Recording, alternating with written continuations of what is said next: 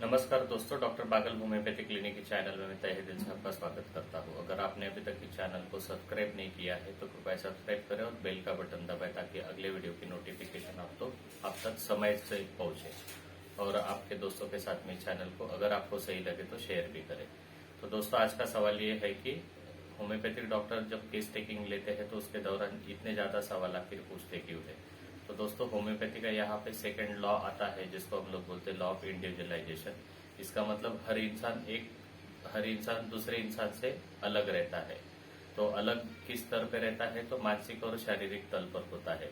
शारीरिक तल पर अगर हम लोग इस बारे में सोचे तो शारीरिक तल पर किसी को ठंड से तकलीफ हो सकती है, किसी को गर्मी से तकलीफ हो सकती है। तो दो इंसानों के बीच में ये फर्क हम लोग देख सकते हैं।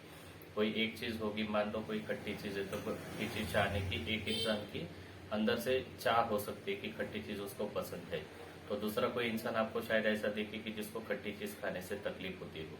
किसी को मीठा ज्यादा पसंद हो तो किसी को मीठे से तकलीफ होती हो। जैसा हम लोग खान पान का देखते हैं वैसे भी निद्रा का होता है। किसी को नींद सही से आती नहीं हो, किसी को नींद में डरावने सपने आते हो, किसी को सपना आता ही नहीं हो, किसी को पसीना जरूरत से ज्यादा आता हो, किसी को पसीना आता ही ना हो। तो दोस्तों, ये ऐसी चीजें होती है, शारीरिक तल पर अलग अलग होती है।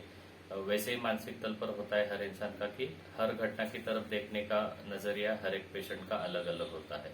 तो हम लोग हमारे केस टेकिंग के दौरान वो नजरिया हर पेशेंट का जो है वो कैसे है उस घटना की तरफ देखने का या अपनी बीमारी की तरफ देखने का, ये ज्यादा हम लोग उसके अंदर छानबीन करते हैं ताकि हम उसकी सही दवा का चयन कर सके।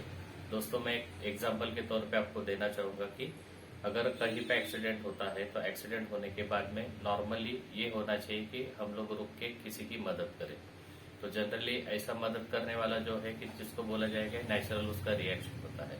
लेकिन कुछ लोग ऐसे होते हैं कि एक्सीडेंट का खाली न्यूज ही अगर सुन ले, वो भले किसी का पहचान का ना रहे, तो भी उनको उससे तकलीफ हो जाती है, वो खुद शॉक में चले जाते हैं। कुछ लोग ऐसे होते हैं कि जिनको एक्सीडेंट के स्पॉट के ऊपर खून देखने से उनको मूर्छा आ जाती है। कुछ लोग होते हैं कि वो खून देखने के बाद में भी वो लोग वहां पे जाके मदद कार्य जो है वो शुरू कर देते हैं। तो दोस्तों, ये मानसिक तल पे होता है। दूसरा, मानसिक तल का एक अच्छा एग्जाम्पल मैं आपको सब लोगों को देना चाहूंगा कि मान लो हम लोग जब बीमार होते तो डॉक्टर के पास जाते, तो डॉक्टर के पास जाने की वजह हमारी अलग अलग हो सकती है।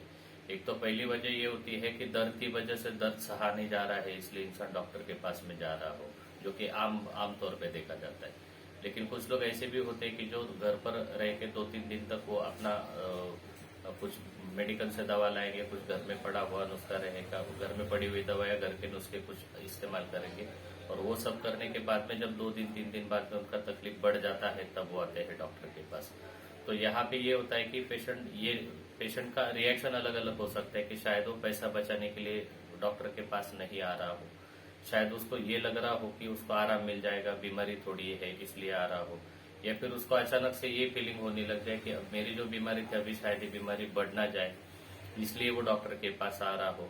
या फिर उसको ये लगता हो कि जैसे हाउसवाइफ का अगर काम है घर में बच्चों का, हस्बैंड का टिफिन वगैरह बनाना, तो वो काम मेरे रुक ना जाए इसलिए वो आती हो। या फिर घर में काम करने वाले बाहर ड्यूटी पे जाने वाले मर्द है तो उनको अगर ये लगता हो कि वो जहाँ पे काम कर रहे हैं वो काम रुक ना जाए, मेरी इनकम ना बंद हो जाए।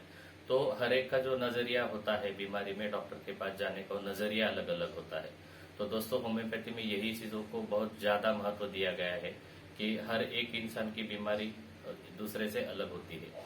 और एक एग्जांपल मैं अभी करंट सिनारियो में आप सब लोगों को देना चाहूंगा कि जैसे भी गर्मी चल रही है, तो गर्मी के अंदर अगर किसी को, मतलब बहुत सारे लोगों को लूज मोशंस की तकलीफ हो रही है गर्मी में, गर्मी की वजह से, लू लगने की वजह से, तो हम लोग अगर देखेंगे तो हमारा चयन होम्योपैथिक डॉक्टर जो है वो हम लोग यहाँ से शुरू करते हैं कि बच्चे, मान लो कोई बच्चा पेशेंट है तो हम लोग माँ को ये पूछेंगे कि बच्चा दर्द से कराता है या नहीं कराता है, उसको संडास करने के पहले तकलीफ होती है या दर्द या बाद में होता है, उस पानी ज्यादा जा रहा है या कम ज्यादा जा रहा है, उसके अंदर आव आ रही है या नहीं आ रहा है, उसका रंग कैसा है, हरा है, पीला है या बदल रहा है, ये सारी चीजें हम लोग देखते हैं।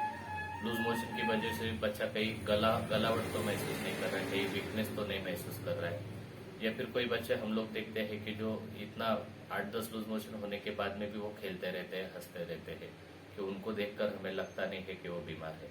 तो दोस्तों ये सारी चीजें जब वो पेशेंट जो है उसको जब हम लोग इंडिविजुअलाइज करते हैं कि XYZ पर्सन बीमार है तो उसके लिए हमें क्या दवा देनी चाहिए, हम जब उस पर्सन को समझ कर लेते हैं तब हमारा दवा का चयन सही होता है और सही दवा से फिर पेशेंट को रिजल्ट भी अच्छे आते हैं। तो दोस्तों मुझे आशा है कि आप सब लोगों को ये वीडियो जरूर पसंद आया होगा।